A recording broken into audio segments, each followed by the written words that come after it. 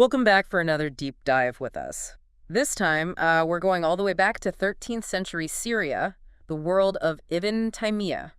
Now, this guy, he was a major figure in Islamic legal scholarship, Oh yeah, a giant in the field, really. known for his incredibly sharp mind. And, well, let's be honest, sometimes some pretty strong opinions. A bit of a firebrand, you might say. That's one way to put it. But Yeah. here's the twist. We're not actually focusing on his legal rulings this time. You sent us his book, Refutation of the Greek Logicians. Ah, yes, quite a fascinating read. So we're diving deep into his critique of logic itself. It is a bit unusual, isn't it? You'd expect a scholar of his era to embrace logic, to Yeah. build knowledge on that foundation. Yeah, you think of medieval thought and logic goes hand in hand. But Ibn Taymiyyah took a very different path. He looked at the foundations of logic, especially as laid out by Aristotle. The big guy. Exactly. Yeah. And he basically said, hold on, there are some cracks here. It's almost shocking, right, to have this major scholar say logic isn't the be-all and end-all. It really makes you rethink some assumptions. It certainly does. We've got excerpts from both the abridged and the unabridged versions of his work. And it's dense stuff. Oh, it's a challenging read, for sure. Where do we even begin to untangle this critique? Well, one of the first things Ibn Taymiyyah tackles is this obsession that logicians have with definitions. He argues that this pursuit of perfect definitions, like the kind of system Aristotle put forth, it just doesn't work in the real world. Okay, I can see how definitions can get a little slippery, but didn't Aristotle have a whole framework for making those definitions precise? Defining a term by its genus and its differentia? He did. Yeah. But Ibn Taymiyyah uses a very simple example to show where this breaks down. Think about the classic definition of man as rational animal. Okay, yeah. That's how I define it too. What's the problem? Well, the problem, as Ibn Taymiyyah points out, is that now you have to define rational and animal. Ah, yeah. And then what about the definitions of those terms? You either end up in this infinite loop Yeah. of defining every single word, or you circle back to your original term. It's like a definition black hole. Everything just keeps getting sucked in further and further, and you never actually reach solid ground. Exactly. Ibn Taymiyyah saw this as a fatal flaw in logic. If definitions themselves are this shaky, how can we rely on them to build complex systems of knowledge? Wow. It really makes you wonder, do our definitions actually capture the essence of things? Or are we just creating these arbitrary categories? That is so relevant to the world today. We're constantly debating definitions. What is justice? What is art? Even what defines a person. It feels like Ibn Taymiyyah was centuries ahead of his time, pointing out these pitfalls we're still wrestling with. Absolutely. His critique forces us to be more mindful of how we define and categorize things, because those categories have real-world consequences. Okay, so definitions are suspect. What other logical landmines did Ibn Taymiyyah call out? Well, another key point is his take on universals and particulars. Logicians loved universals. Those big, broad concepts Yeah. that are supposed to apply to everything. Right, the grand theories. Exactly. But Ibn Taymiyyah believed that true knowledge actually comes from particulars, those specific concrete instances that we experience directly. Can you give me an example? I'm having trouble picturing how this plays out. Sure. He uses the example of fire. We know that a flame burns because we've seen it, we've felt it. That's a direct experience. But when we try to make a universal statement, like all flames burn, we're moving away from that concrete knowledge. Hold on, I think I see where he's going with this. The universal statement, all flames burn, might seem logical, but what if there's some weird, undiscovered flame out there? That doesn't burn. We haven't experienced every single flame in the universe. That's the point. And that's what Ibn Taymiyyah was getting at. Universals can be useful, but they're built on this limited set of particulars that we've observed. We shouldn't mistake them for absolute truths. So how does this idea of particulars being stronger, how does that play out in our everyday lives? Think about learning a new skill, like cooking. Reading a general recipe, that's like dealing with universals. It gives you a framework. But the real knowledge, the deep understanding, comes from actually cooking the dish, experiencing those particulars firsthand. Right. You might burn the first batch, over salt the second. But each time you're gaining knowledge that the general recipe just can't capture. That's a great way to put it. I do that all the time. Read something and think, oh yeah, I totally get it. But then trying to actually apply it, it's a whole other story. It's those particulars, those little details and variations that really build true knowledge. And that's precisely what Ibn Taymiyyah was championing. Grounding our understanding in direct experience. Yeah. And those particulars that logic sometimes overlooks. Okay, so we've got questionable definitions. And this whole universal versus particular debate, what else did Ibn Taymiyyah find problematic about the logic of his day? Well, he also took issue with the overemphasis on syllogisms. Those were considered the gold standard of logical deduction. Right. Ibn Taymiyyah argued that analogy, often dismissed as less rigorous, was actually just as valid, especially when dealing with those all-important particulars. Wait, analogy? Like comparing apples to oranges, isn't that kind of a weak way to build an argument? Not necessarily. Yeah. Remember, Ibn Taymiyyah was steeped in Islamic legal thought, where analogy plays a central role. It's not about random comparisons. It's about finding meaningful parallels to guide judgment. So walk me through how this legal analogy thing works. Let's say in Islamic law we have a clear ruling that wine made from grapes is prohibited because it's intoxicating. That's our starting point, our original case. Okay, grape wine off the table. Got it. Now a new case comes up. What about wine made from dates? We need to figure out its legal status. So we observe that date wine also has that intoxicating quality. That's the key similarity, the cause. So we're connecting grape wine and date wine through this shared cause of intoxication. Exactly. And since the cause leads to prohibition in the original case, we can extend that judgment to the new case. Date wine is also prohibited. That's legal analogy in a nutshell. Okay, I see how that works in a legal context. But Ibn Taymiyyah thought this was bigger than just law, right? Absolutely.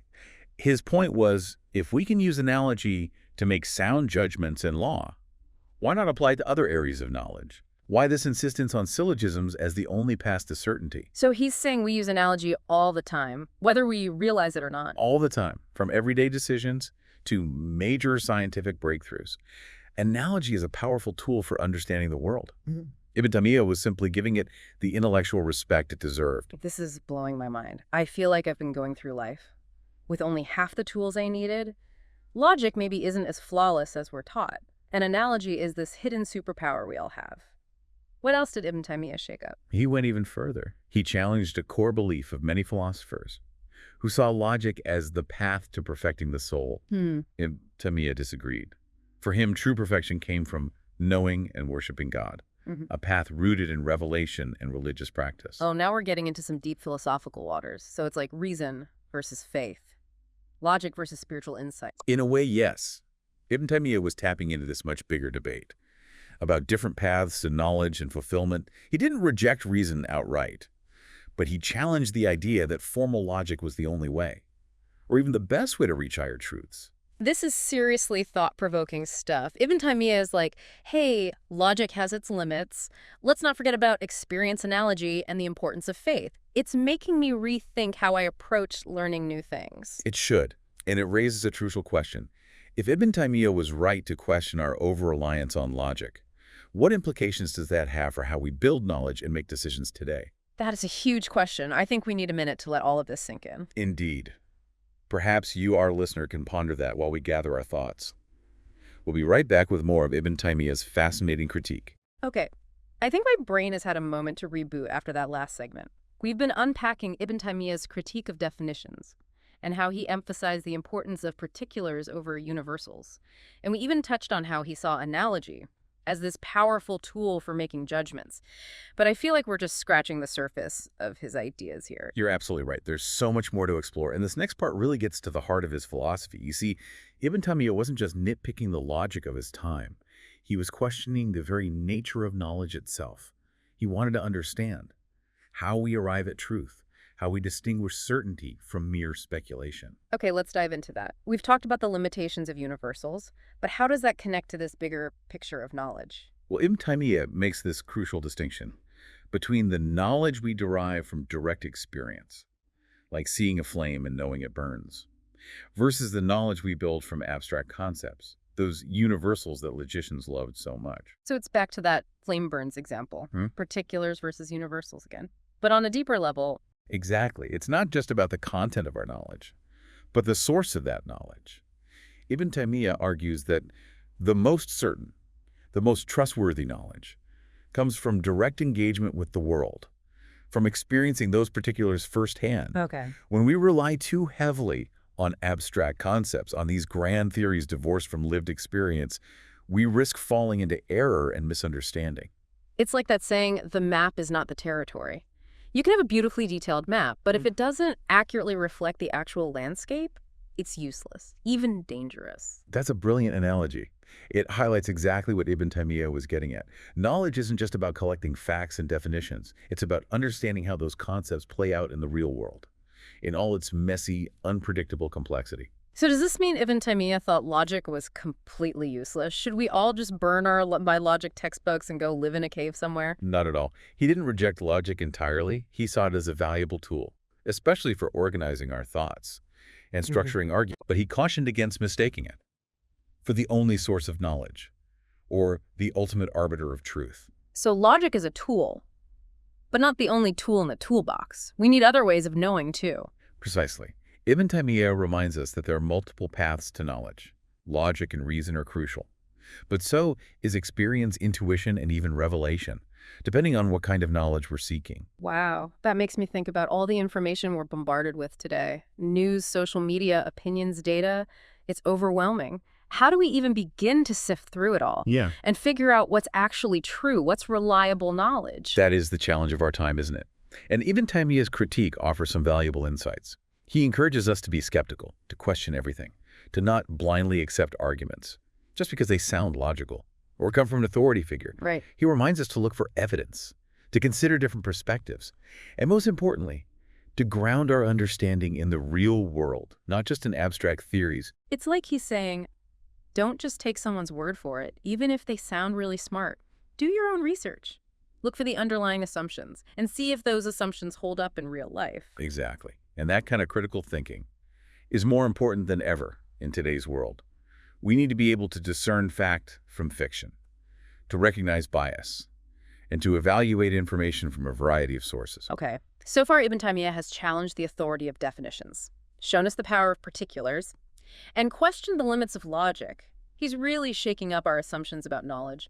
Where does all of this lead? What's the takeaway for our listeners? Ibn Taymiyyah's work ultimately reminds us that knowledge is a journey, not a destination. It's about constantly questioning, exploring and refining our understanding. It's about recognizing that different tools and approaches are needed for different situations. And perhaps most importantly, it's about being humble, recognizing that the world is complex and that we'll never have all the answers. That's such a great point. It's so easy to get caught up in the idea of finding definitive answers, of being right all the time. But maybe the real learning happens in the questioning, in the wrestling with different ideas and perspectives. Absolutely. That's what makes intellectual exploration so fascinating. And even though Ibn Taymiyyah's critique comes from centuries ago, it's so relevant today. It challenges us to think more deeply, to engage with the world in a more thoughtful and nuanced way. This has been such a mind-bending journey through 13th century Islamic thought. I feel like I've been looking at the world through the wrong lens this whole time. And that shift in perspective, that's exactly what Ibn Taymiyyah was aiming for. He wanted to shake things up, to make people question their assumptions and see the world with fresh eyes. We've covered a lot of ground, but there's still one piece of the puzzle we haven't explored yet. Ibn Taymiyyah wasn't just critiquing logic for the sake of it. He had a deeper purpose in mind, right? He did indeed. And that brings us to the most profound aspect of his critique, his understanding of the ultimate purpose of knowledge. He wasn't just concerned with how we think, but with why we think, what our pursuit of knowledge should ultimately lead to. So we're moving from the how of knowledge to the why. This sounds like it gets to the core of Ibn Taymiyyah's worldview. It absolutely does. For Ibn Taymiyyah, knowledge wasn't just an intellectual exercise. It was about something much bigger, something much more profound. He believed that true knowledge should ultimately lead us to a deeper understanding of God and a more fulfilling spiritual life. Okay, so he's connecting knowledge to faith, to spirituality. How does that fit into his critique of logic? He saw logic as a potential distraction from that higher purpose. He believed that you could get so caught up in the rules of logic, in building these intricate systems of thought, that you lose sight of the ultimate goal, connecting with the divine, with the source of all truth and meaning. So it's like getting lost in the details and missing the forest for the trees. You can be a brilliant logician and still be completely disconnected from what really matters. That's a great way to put it. Ibn Taymiyyah believed that focusing too much on abstract concepts and formal logic could actually lead people away from the true essence of faith, which was about a direct personal relationship with God. So how did he propose we bridge that gap? If logic isn't the answer, what is the path to this true knowledge, this spiritual understanding? Ibn Taymiyyah emphasized the importance of revelation, of the guidance provided through Scripture, and the teachings of prophets. He believed that this revealed knowledge offered a more direct and certain path to understanding God's will and purpose. So it's not about rejecting reason altogether, but about recognizing that there are other sources of knowledge, sources that might be even more important, especially when it comes to matters of faith. Exactly. Ibn Taymiyyah saw logic as a valuable tool within its limits, but he cautioned against elevating it above those other sources of knowledge, those sources that connect us to something, beyond the realm of pure reason. This makes me think about the debates we still have today, about science versus religion, reason versus faith. It seems like Ibn Taymiyyah was grappling with these same questions centuries ago. He was, and his work offers such a nuanced and thought-provoking perspective on those timeless questions. He reminds us that knowledge is complex and multifaceted, that there are different ways of knowing and understanding the world, and that ultimately, our pursuit of knowledge should lead us to a deeper understanding of ourselves and our place in the universe. That last segment was really profound. It's amazing to think that a scholar from the 13th century was wrestling with such timeless questions about the nature of knowledge and its connection to faith. It really is. It speaks to the enduring power of Ibn Taymiyyah's ideas. He wasn't just a product of his time. He was grappling with fundamental human questions that resonate across cultures and centuries. So we've explored how Ibn Taymiyyah challenged the limits of definitions, the emphasis on universals, and even the supremacy of logic itself. And we've just touched on his belief that true knowledge should ultimately lead us closer to God. And that brings us to the heart of his critique. For Ibn Taymiyyah, knowledge wasn't just an intellectual pursuit. It was a spiritual imperative. It was about aligning our minds with divine truth, with a reality that transcends the limits of human reason. That's a powerful idea. So it's not about rejecting reason or logic altogether, but about recognizing that there's a bigger picture, a higher purpose to our pursuit of knowledge. Exactly. Ibn Taymiyyah saw logic as a valuable tool, but he cautioned against making it the ultimate measure of truth, especially when it comes to matters of faith and spirituality. He believed that relying too heavily on logic could actually lead us away from a deeper understanding of God. Can you elaborate on that? Why would logic be a hindrance to spiritual understanding? Well, for Ibn Taymiyyah, logic is ultimately based on human constructs, on categories and systems that we create to make sense of the world, but God, by definition, transcends those human constructs. Trying to grasp the divine through pure logic is like trying to capture the ocean in a teacup. So it's about recognizing the limitations of our own minds, of our own ways of thinking. We need to approach faith and spirituality with a different kind of understanding, a different kind of knowing. Exactly. It's about opening ourselves up to something bigger than ourselves, something that can't be fully grasped through reason alone. This is making me rethink the way I approach my own faith.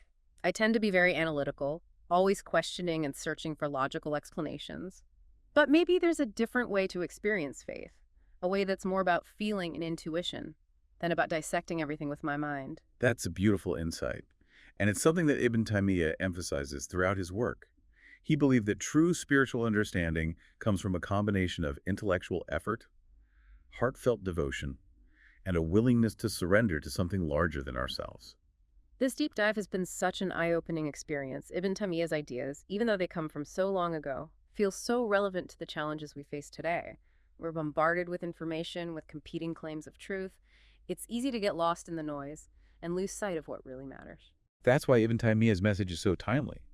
He reminds us to be discerning, to question everything, and to ground our understanding in something deeper than the shifting sands of human opinion. He encourages us to seek knowledge, not just for the sake of knowledge, but for the sake of wisdom, for the sake of a deeper connection to the divine. So as we wrap up this deep dive, what's the key takeaway for our listeners? What's the one thing we hope they'll remember from Ibn Taymiyyah's critique of logic? I think the most important lesson is that knowledge is a powerful tool, but it's not an end in itself. True knowledge should lead us to a deeper understanding of ourselves, our place in the world, and our relationship to the divine. It should cultivate humility, wisdom, and a sense of wonder in the face of the vastness of creation. That's beautifully said. Ibn Taymiyyah's work is a reminder that there's always more to learn, always more to explore, and that the pursuit of knowledge should be a journey of both the mind and the heart. Indeed. And we hope this deep dive has inspired you, our listener, to embark on your own journey of discovery, to question your assumptions, and to embrace the richness and complexity of knowledge in all its forms. That's what the deep dive is all about. Thanks for joining us on this intellectual adventure. We'll be back soon with another fascinating topic, ready to delve into the depths of knowledge and unearth those hidden gems of insight. Until then, keep questioning, keep exploring, and keep diving deep.